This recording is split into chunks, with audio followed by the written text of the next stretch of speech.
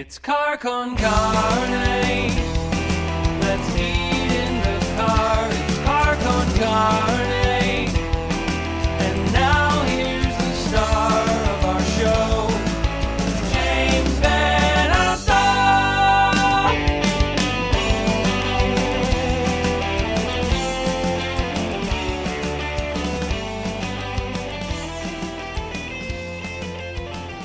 And welcome to Car Con Carne, out of the car in the brewery, Sketchbook Brewery in Skokie, 4901 West Main Street. This brewery will be the site. This will be the location for PravdaFest. It's happening in June. It is happening on June 24th, June 25th. 2 nights of music celebrating the 38th anniversary of Pravda. And as we talk about Pravda, it is only right, it is only fair, it is only just that I'm talking to Kenn Goodman, to my right, if you're watching, and also Rick Mosher, who are the foundation, the bedrock of Pravda Records, a venerable Chicago label, an institution, and a label strong enough to deliver a 2-day festival at Sketchbook in Skokie. Let's start there. I want to cover Pravda history, but let's start there. June 24th, it is 4 artists. It is Boom Hank. That album, Nuisance, came out in the 90s. Yeah. Why didn't the world fall in love with that? Because I still love that record. I don't know, because I do too. And I love the source of their name too. You know where they got their name? No. I don't either. No. No, it was during a replacement show. Paul Westerberg walked up to the microphone to introduce one of their songs, and all that came out was "Boom Hank." He was that messed up. So, true story. So that's where they got their name. I love that. Unless Stump was making that up for me, but I love that story. So, Also on the bill, Hushdrops, a band that's been on Car Con Carne before, will be on Car Con Carne again. Talk about pop smarts. That last album of theirs is fantastic. Yeah, it's a classic Chicago band. Classic. With classic songwriting from John San Juan. And it's kind of a pop masterpiece, I think. It really is. I should cheers. We're at Sketchbook. We're drinking cheers. beer. Sketchbook, yes. Great beer. Cheers. I want to thank them for the hospitality. This will be the green room for PravdaFest. So we are sitting in the green room right now. It's a beautiful green room. It is beautiful. Well, there are cans. I hope people can get a sense. There are cans that go floor to ceiling here. This is like paradise. Yeah, it's a beer lover's paradise. Yeah, we've arrived. Also on that Friday, the 24th, Steve Dawson. Talk about Chicago institutions. This guy. Another amazing songwriter that put out a amazingly crafted album last year. And then there's Josh Caterer. yeah. From the Smoking Popes, his solo And from the records. Car Con Carne theme song. Yeah. Also a classic. Did not know that. It's true. Cool. Josh Caterer, who went solo with his band, also featuring John San Juan. Yeah, we share members in Pravda. Yeah, why not? That's a very Chicago thing, very incestuous. You kind of. Yeah, everybody's got to be in 3 or 8 bands at a time. Let's talk a little bit about Josh Caterer, because I think this is definitely a draw on that Friday. Those 2 albums recorded at Space and the Hideout, stunning. So it's him doing a bunch of standards, reworked versions of a couple Smoking Pope songs. What were your expectations when you agreed to throw in with Josh and put these records out? Well, I kind of agreed to do it sight unheard. I just, he had this concept, and he brought it to me, and it was during the pandemic, obviously. He was going to go into the club, set up a live recording, no audience, and let it roll and do his set. And I respected him enough where I'm like, I know it's going to be good, and I know that I know that what his concepts are with the songs, and I love the concept, and I'm a Smoking Popes fan from way back, so I'm like, let's do it. And then he delivered it, and then we did that record, and then he said, I'm going to do it again at Space. And he delivered another one, which he brought in the horns, Total Pro horns. He brought in his daughter to sing, and it's amazing. Like that duet is spectacular. Yeah, they do a couple duets, and Max Crawford did the horn arrangements, which he will be here playing with also that night with the band. So it's pretty excellent. Saturday, the 25th, PravdaFest in Skokie at Sketchbook.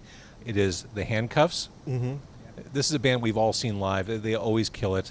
One of the most celebrated drummers. Brad Elvis. Uh-huh. Plays in the Romantics, played in Big Hello, played, a legend. Elvis Brothers. Saw them open for the Clash at the Aragon Ballroom. Get out. Yeah, we were there. What tour is that? Was that Combat Rock? Was that... Yeah, it must have been Combat I'd say Rock. it was 1984. Yeah, so it was something, you know. They were like, So oh, the Elvis Brothers opening for the Clash. Yeah, it was like a special surprise guest. And people liked them, which, you know, it's hard to open for the Clash. Oh my God! I Very can't hard imagine. to pull off. I But can't yeah, they did imagine. it. They rocked it. Diplomats of Solid Sound, the pride of Iowa, coming back to the area for a show. Amazing soul band. Yeah. This, I'm not sure there's enough space at Sketchbook to fit the entire band. They're going to try to make room to fit the band on stage. Yeah, there's like 46 members in 40 the band. I'm not sure. Huge horn section. I'm not convinced. I'm not a member. There are so many people. You'll be on stage. You know, You'll be there. after a couple of beers, everyone's going to be on stage. But Diplomats of Solid Sound, what a fun band. Yeah, I mean, it- they're one of those like bands you don't think they're from Iowa because they don't have that typical Iowa sound maybe that you would think of for indie rock. It's more like a classic soul band. classic soul band. And like I said to them when I interviewed them a few weeks ago, like if you don't find yourself moving to that music, there's something fundamentally wrong with you genetically. There's no avoiding moving your body to that music.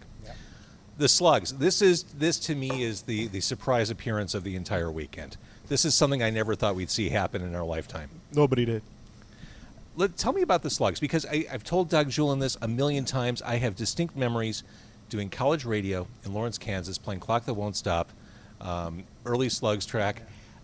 To me, they helped shape my understanding of what Chicago and Midwestern independent music was. So tell me about your history with the Slugs. I guess talk about the Slugs. Okay. Well, the Slugs were one of the first signings on Pravda back in, I think, '87. We put out a single first that they recorded for us. They did one single on Sus Tones, and then they made the switch to Pravda. We were local. We were kind of running into each other at the Metro. A couple of them worked at the Pravda Records store, and we run into each other and at the what was that Wednesday night thing they had there? Rock Against Rock Depression. Against Depression. 3 bands. It was like $3. Yeah, it was became cool. a big deal because there would be 1,000 people showing up for these things. So the Slugs would play, the Service would play, Green at the time was on the label, the Farmers, all these early Pravda bands. We would do like Pravda nights.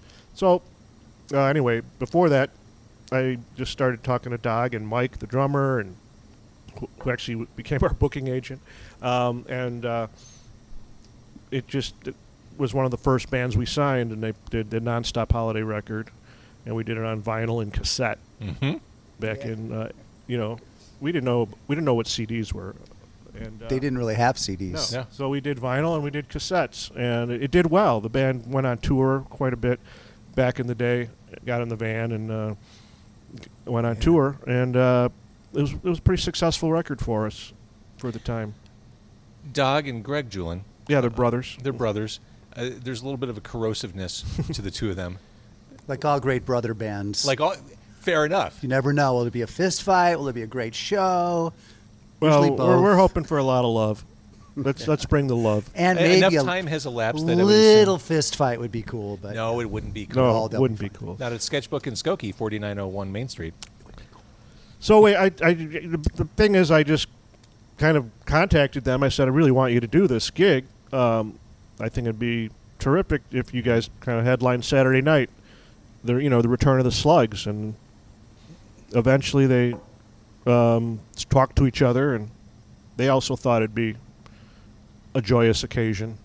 So we kind of brokered a deal, and they You worked brokered it a out. historic peace accord. Yeah, we is what did a you peace accord with the Slugs, and they eventually actually had a rehearsal, and I think it went really well. Did they play Whatever? I love Whatever. I'm sure they'll do all the hits. I love all their songs. I wasn't at the rehearsal. So many great. So many hooks great songs. and Just yeah, it's great songwriters. Great Okay, stuff. so the other band playing on Saturday the 25th is The Service, and let's get into it. The Service was your band, started in the 1980s. You started this band, and because you needed a way to get the word out there, you built the label around The Service. Basically, yeah. I mean, we were college roommates.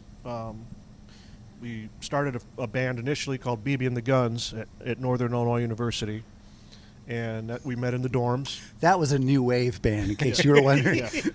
We were new wavers. We were new wavers. We wore makeup. We had the makeup. We had the synths. I played synthesizers, and I wore eyeliner. It was a lot of fun. It was high new wave. 1981. Skinny ties. Of course. Yeah. That's what you did. Wacky clothes. We used to shop at Wax Tracks, like the upstairs part where you buy the clothes. Right. Wax Tracks, in my childhood, the loudest place in Chicago. Yeah. When you visited there. We started that band, and then that kind of we kind of wanted to do something different. We went through phases where we would want to be the Psychedelic Furs. Then we would want to, or me at least. I get then it. we would want to be big country, and then we would want to be Sex Pistols. REM after. Yeah, and so there was always some band that we were sort of emulating, and we sort of went through phases. Yeah. So yeah, we eliminated having a female singer, and then we got another singer. We didn't eliminate her. She kind of left the that band. sounds terrible. She left on her own. Right. Yeah. We didn't eliminate her. She left because she had a track scholarship, and we were like starting to want to be on the road. Mm-hmm. So, but we still are really good friends with her and everything. And then we became the Service. Actually, we became Secret Service first, and then we became the Service, and then we became a four-piece eventually. But so we wanted to make cassettes like back then. Let's release a cassette. Mm-hmm. Of the band. A cassette EP. So we went into the studio, recorded, and Five songs. We're going to release this 5-song cassette. And we okay, what's the name of the record label? We're like, Pravda, because we were reading a lot of Kurt Vonnegut. There was something that said Pravda College is students. the Untold it was a truths. very Yeah. like truth. Anyway, so in our addled brains, this was a great name. But since the years have gone by, no one ever spelled it or said it right, and it's pretty funny. You got it. Yeah, half our mail says Pravda, Pravda, Pradada. We had a collection on our wall of all the various incorrect spellings of the label. believe it. Yeah, But, good stuff.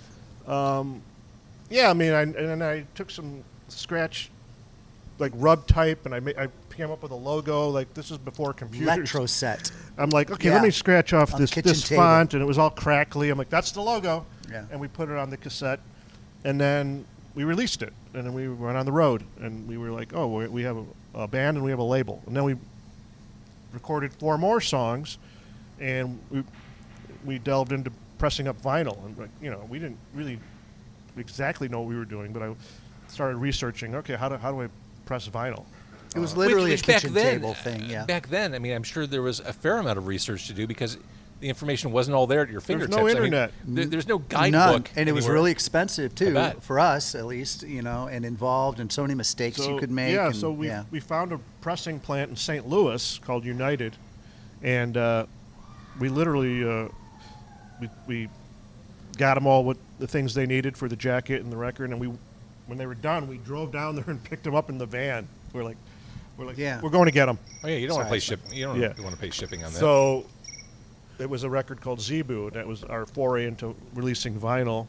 Yeah. And then we went back on the road, and we were like, we had this record. So we're like, But you have that. But there's the thing where you finally get the record that the music you've been playing and nurturing, and then you record it, and then you finally come to that end point when you're holding this record, right? And I mean, maybe it might not mean exactly the same thing now, but back then it was like, not everyone could make a record. I'm like Aerosmith, man. Yeah, right. We all have records now. We have the vinyl. Yeah, and so- it immediately lifted you up to a certain level of rock bandness. It's a professional move. Where You're a right. professional It's musician. also You have something on vinyl. super ego. It was something you could based. send around the world for reviews. Yeah. And for people. Yeah. And you sent it to the radio stations for airplay, which back then there was a huge college college station network that played indie records. And our first full-length record, America's Newest Hitmakers, and we'll be playing a lot of those songs, actually. We just had a little rehearsal, me and Kenny, and so we went through some of the old, like Time Was and 10 Miles and all these songs that, are part of our, lore, kind of. But we did this record, and it got reviewed in the Melody Maker in England. Huge. And there were stories about us in Germany. And the guy liked it. Yeah. Yeah. I mean, I read it 1,000 times. I bet. They were printing our picture in Germany, and we didn't even know what they said. It was in German. They were like, Right. Yeah, "Oh, that well, was funny. They Yeah. can't hate us. They put in our picture. Yeah, it had to be good. So we And, got we. Yeah. Whatever Schlecht means, that's what we were. So it was good. No, so that experience of having our work go out, into the world. Oh, yeah. Was intoxicating.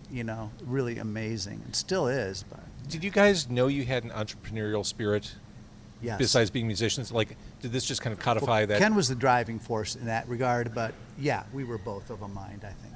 I mean, I've always, I decided when I was 12 years old I'm going to be in the music business, but I was, Someday you will be too.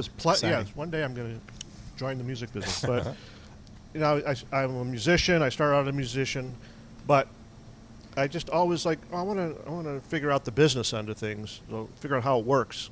And I decided that really young because I was always in a band and no one really knew how a lot of the stuff worked. Right. So I'm like, someone has to figure this out. Someone has to figure out how to book a band, how to record a band, how to manage a band, and it sort of always fell in my direction, the business part of things. And then I actually got a job at a record distributor in high school called Baker Taylor. I remember, sure. They had a huge warehouse, and I would walk around and pick orders for record stores after school.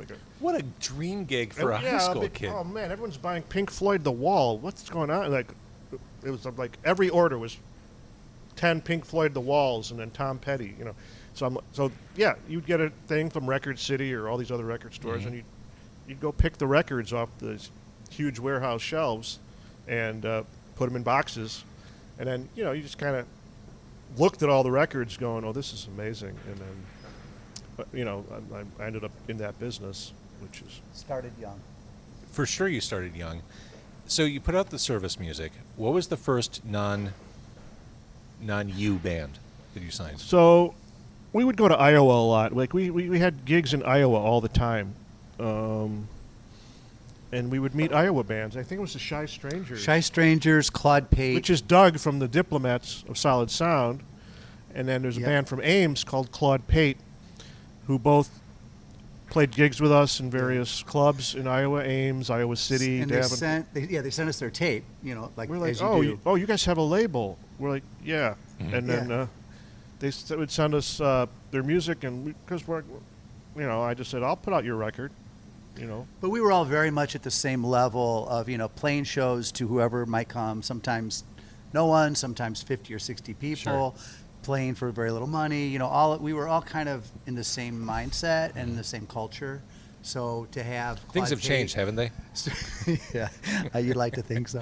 So, but so we were friends and label mates. I think it's safe to say. So we were just very friendly with bands because we were all, like you said, in the same scene, trying to get the same gigs, trying to get followings. Same problems, same dreams, same stumbling blocks. Same drinking problems. We were just, Cheers. Cheers. all, I'll do- drink to all that. doing the same stuff. However, I would go home and figure out how to put out records by people. And I would go home and try to write a hit song. Yeah. So Then I met a band in Des Moines called the Hollow Men, and they had a full-length record. That was a cool We band. thought was amazing. man, were they cool. It's like really a gem of a record from 1988. Yeah, man. They have Yeah. a song called Never Ending Ceiling, which Yeah. is it on? I don't think it's on that. It is. It is? And then we put That out song a just blew- man, band it's so cool. from Lincoln, Nebraska we ran into called 13 Nightmares. And Which- their song, they were amazing. That song, Angels Sleep, that's a great, I was really into songs, so. But, listening Yeah. to you guys, this is what people who run a record label should be, fans of music. You fans We first. certainly weren't making money from it. Well, there you go. But I mean, Yeah, I was always business minded, but it wasn't like, oh, I got to make a ton of money off this record. I just Yeah, we never really thought it was successful if it made or didn't make money, right? I mean, it would be nice, but basically, airplay was really what made us feel noticed and successful at first. Like if we were on, because CMJ and all, maybe another one would come out with their list of who's playing CMJ what. was college radio. College Music Journal, right? And Rock Pool. Yeah, there's some basically trade organizations for college radio, and they would say who's playing what, and if one of our records showed up, it'd be very rewarding. But it didn't really mean we were selling any records. College radio did not turn into sales. No, it still doesn't. Does it help with touring though? Yeah, well, with word of mouth, sure. Yeah, gets people excited or introduces When you go them. on tour, you set up interviews in radio stations, and it sometimes helps get people a little excited in the college towns that are listening to college radio. But mainly it's for the bands to keep them like thinking that things are happening. It matters to go to and we would have often we would do an interview and be like, that was a great interview, and they'd be like, yeah, well, we only broadcast to the dorms. It's a 5-watt radio station, but you guys are really sweet to come and be, Yeah, we're like, okay, that was fun. Well, I remember doing radio interviews. Now I do them in the back corners of breweries. We've come a long way. We have come a long way. I think breweries are more enjoyable. Oh my God, about 1,000,000 times more. They give you like one free beer per interview. You got your free beer. Cheers. Cheers. It's almost gone. We're recording this on a very hot day. It is the hot. hottest day of the year so far in the Yes. Chicago area. So We're drinking cold beer though. this cold beer from Sketchbook is There's no warm glug here. Really good beer at Sketchbook. What is this? The Insufficient Hazy IPA. Very tasty. They have percentages to accommodate every drinker's needs here. I think the amber is the safest, and there's like an 11% somewhere on there. I forgot. Yeah. The service would have liked that. Were your parents proud when you finally said, "Hey, we're going to join the service"? I did register for the selective service, and then I joined. Yeah. We dropped out of college to really go all in and moved to Chicago. We were in DeKalb, Illinois, and NIU, and we dropped the out. label, we had a P.O. box in DeKalb. Yeah. And we'd go check it every day for our, various mail orders. And then we're making the big move. We're moving to Rogers Park. Yes. Yep. Look out, Rogers Park. Here we come. This label is going to kick ass in Rogers Park. And we moved. We all got an apartment off of Devon, and the label was started being run out of the apartment on Devon, Devon and Francisco. If you're picturing all of us in one apartment, I am. You can, yeah. It I was am like Devon that. and Francisco. I'm trying to. It's like an Indian neighborhood. Yeah. Yeah. Okay. I know exactly. Yeah, but we were really happy, of course, all living together and having our parties Oh yeah. and our good times. You were yeah. living the American dream. Yeah. It's the American We rock were. and roll band dream. We had a American van, boy we had dream. an apartment, we had a record label, and we had a telephone, and we were able to. Yeah. So how and when did the record store start? That was 1986. After we moved to Chicago, I thought I should open a record store to supplement the label and the operation. This is the entrepreneurship. Yeah, we were this just is talking my about. big dream. So I thought he was nuts, but I found a location in the metro. There was a storefront that the guy that had the store was leaving. It's called 99th Floor. So I immediately called Joe Shanahan and Joe Prino, who owned the metro. I'm like, I want to rent that spot. I want to open a record store, and I'm ready to go whenever you are. And they're like, that's a great idea. And they gave me the spot. It was like a very quick and agreeable situation. And they just came up with how much it was going to cost. And then I borrowed a bunch of money. And As you do. I opened Pravda Records, the retail outlet. And then from that, we were able to have daily cash flow, sort of, and fund the label a little more. And then we opened an office on, originally the office was on the other side of Metro. There was another storefront. teeny weeny little But storefront they with didn't blackened have windows. heat. Yeah. It was a very small, so we said, we found an office on Southport that had a heater, and we rented that before Southport became a popular area. It was a little run down. It was cheap. And we rented this storefront office, and it had a basement where bands practiced.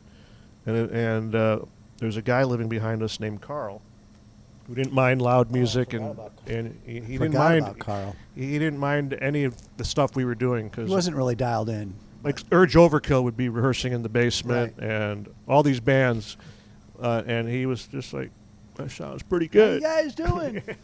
Yeah, So we had a wow. great setup until that area became highly gentrified and we Highly. got removed. As you talk about these moments, Urge rehearsing in the basement, I keep coming back to, depending on the guest, that moment in time in Chicago, which for people who weren't there from the outside is kind of perceived as Camelot, like this magical, wonderful time when things like that were happening. Is that accurate, or was it just you were doing what you did? Well, we were doing what we did, just like people now are doing what they do. I mean, for us, it was pretty magical. I do remember, though, there was sort of a golden age of Chicago alternative music with Smashing Pumpkins, Sure. Urge Overkill, Material Issue. Liz Sure, I'm Fair. forgetting a million of them. Yeah, I mean, There was that level of things happening. Seether Band. Yeah, Veruca Veruca Salt. Salt. But then there was the level of the bands like the Slugs, A the drop Service. off to where we were that weren't really getting the attention or the crowds. Well, we would play the West End and the Cubby Bear and the Lounge Acts. But we knew those guys partly because they came into the store. Oh, yeah, to of stock course. the records. Like you course. know, Jim Ellison would come in like, "Hey man, why aren't my records up here in the front?" And he'd, like, Jim Ellison of physically- Material of Issue. Material Issue, carry all his records up and put them in the front because that's how he always was. You know, so we were. we were embedded in the scene. Yeah, we were really a part of it because without being famous. People or wanted to popular. be in our store because they would play Metro, and then Sure. after they're done playing, people would buy their records. Right. Like it was a really good outlet It really was. for Bef- national bands and local bands. Or Sure. before they played, they would do a record signing or Mm-hmm. just come in and check their, do a meet and greet kind of. So yeah, I mean, everyone from Gigi Allen to Gene Loves Jezebel, like literally came into our store and, talked and hung out and all that. So Nick Cave actually worked the register after his show. he did. Celtic Frost came in and were like Uh, singing along to their records, and I don't know, it was crazy. Like Iggy Pop and All right, Duran this Duran does, played this there. does sound like and- Camelot to me. Yeah, I they gotta would- be they honest So with would you. yeah, all- maybe it was a little bit. Pete Buck came in and he was thrilled to see the Green REM single. So he was like, oh. You might want to explain that just a little bit. This So- is like music history. not too much This in is- the weeds. I Okay, hope, but- well, REM released a record called Green, an album. Mm-hmm. So at the time, Green was on the label, so we released a 7-inch called REM. And I knew the story, but it's still funny it to was hear funny it at said the out time. loud. At least, it was funny, and then Pete Buck came in, and he thought it was funny, and bought a bunch of them. And, we got pictures of him holding That's this little amazing. single that says Green REM. This big goofy face. And he was a big fan of the store because he would shop there whenever he came to town. He did, played at Metro and did all kinds of stuff over the years. That's amazing. All right, so we're at Sketchbook on Main Street in Skokie. June 24th, June 25th, it is PravdaFest. It is an anniversary celebration. It is the 38th anniversary, which, as we know, is the most symbolic and important of all the anniversaries. It's the beer can anniversary. I it's the believe. Yeah, that's when you make a beer. A lot of people don't know that. Yeah. But 35 was going to be the anniversary party, but there was that pesky pandemic that happened. Right? I don't know read if you heard that. about No, I it. read about it, yeah. Yeah. It sounded horrible. It was really 35 is the epidemic. really anniversary. weird. So we said, let's do it at 38 because, 40 is a long ways away. we may not make it. And let's just do it now at 38. And then we just kind of There's wrote something down very Pravda Chicago about doing a 38th 38, anniversary. and we liked the way it looked. And then Sketchbook was very cooperative and said, yeah, let's do Pravda 38 beer. Let's have it here. And that's how it kind of came I together. looked online because I don't know what you give someone for a 30th anniversary. Luck is what you're supposed to give someone on the 30th anniversary. Is that true? It is Luck. true. Luck. I don't know how you translate that to a gift other than cheers. luck. Have at it, guys. Just send it Fingers our way. crossed. Send it our way. A card, I guess. I don't know. But that said, if luck is the anniversary present, I mean, you got to feel kind of lucky that we're here talking about Pravda 38 years after you guys started a band in a college dorm. Honestly, I mean, we're lucky that we can get on stage and play the old songs that we, wrote and recorded in 1983, and they sound pretty good, actually. And we're all able to play them. So that's That's pretty lucky. I'll take that. That's incredibly lucky. And yeah, I feel lucky that the other bands that are playing we're all friends and enjoy each other's music and each other's company. So that's important. Yeah, at one point there was a pretty healthy competition, I would say, between even us and the Slugs and so on. Yeah, But that's it was all healthy. gone now. We're fine. And again, Friday the 24th, it is Boom Hank, Hushdrops, Steve Dawson, and Josh Caterer. Saturday the 25th, Handcuffs, Diplomats of Solid Sound, The Service, and the Slugs. Awesome. Either night's a winner. You should go to both. I think both would be Both. the best thing to do. And like you mentioned, Sketchbook is doing a Pravda 30th anniversary beer. That's fantastic. I'll drink to Yeah, that. there's a beautiful can coming out, and they're going to obviously have it here. But yeah, it's going to be a nice indie rock lager, as we call it. As we talk about Lager. the artists who've been on the label, and you talked about that scene in Chicago with artists like Veruca Salt and Urge and Liz taking off. It seems to me that Pravda has never been a label to follow a trend or try to catch or jump on any train. You've just kind of followed your muse. And Well, we did try to sign Veruca Salt. They said no. Nicely. We recorded happened so quickly. We recorded a song with them. They were going to be on a compilation, and then they realized they wouldn't even give us that. So so the compilation, the 20 explosive hit explosions. Volume 3. Volume 3. I'm like, I want Veruca Salt, and I kind of knew, the gals in the band, and they agreed to do it and everything. And What then song were they going to do? My Sharona, that would be which they freaking which eventually they did. Yeah. They did it, and then Oh, that's and then they got a manager. Yeah. it happens. Immediately a day later, like, oh no, you're not giving that to Pravda. That's going on Gethin. But these records that we did, and actually, then I actually left the label shortly after these records came out, and Kenny went on, at the helm.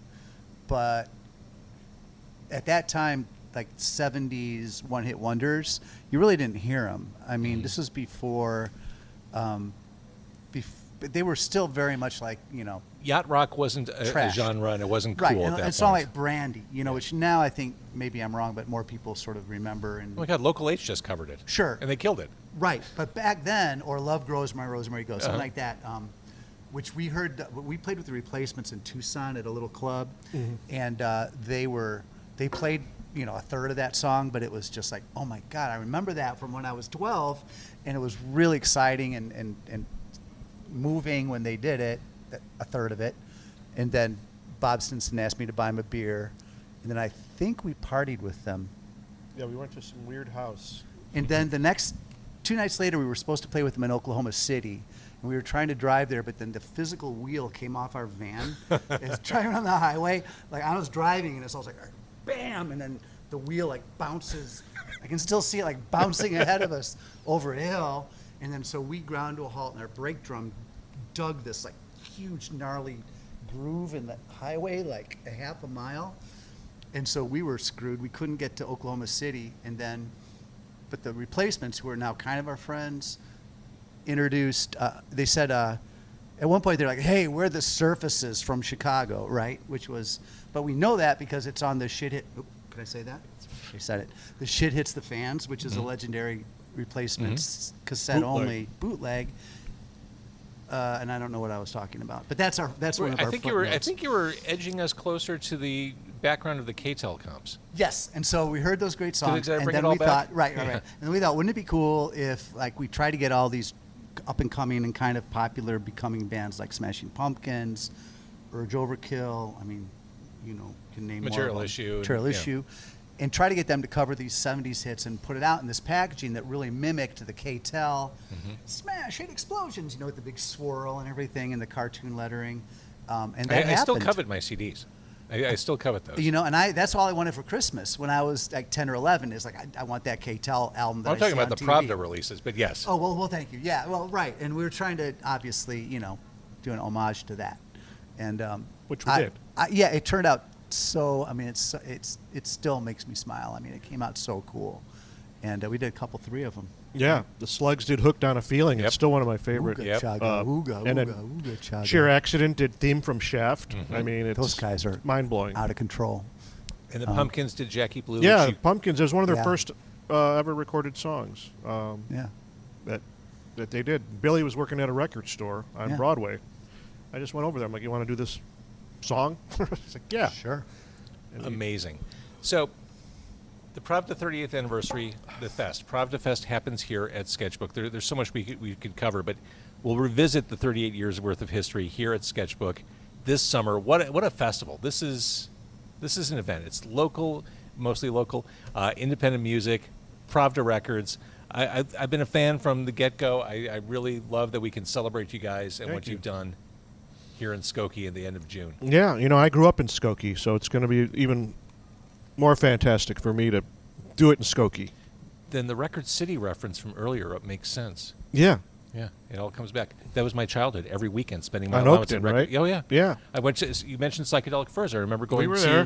For and the it- in-store, I yeah. still, the have, I in-store, still yeah. have my signed Talk Yep, record here's the talk. from that day. We both I went. do too. Yeah, And, I'm like, he's like, Richard Butler's like, what should I write? I'm like, something about blue cars, man. He's the way he signed it. I went to the Furs in He store. wrote "Into You Like a Train" in my record. Train. I went to the King Crimson in store. They did an in store for I think it was 3 of a Perfect Pair. Yeah. Mm-hmm. Crazy. It's a great store. That was my childhood. Oh, I me too. remember I rode- buying like tapestries. They had those like silk tapestries. I on rode the my wall. bike there, yeah, Uh-huh. at least once a week. I got the sweet Zeppelin Swan Song tapestry for my wall as a Either young that or child. Bob Marley. One of the two. Exactly right. All right. PravdaFest at Sketchbook on Main Street in Skokie, June 24th, June 25th. In addition to the other stellar Sketchbook beers, there will be a Pravda beer just in time for the festival. Kenn and Rick from Pravda and the service, we can see the service on the Saturday night. Thank you for doing this. Thanks for hanging out at the brewery. Thanks for with having me. us, James. And thank Yeah. you for watching. Thank you for listening. Thank you, Sketchbook. Thanks, everybody.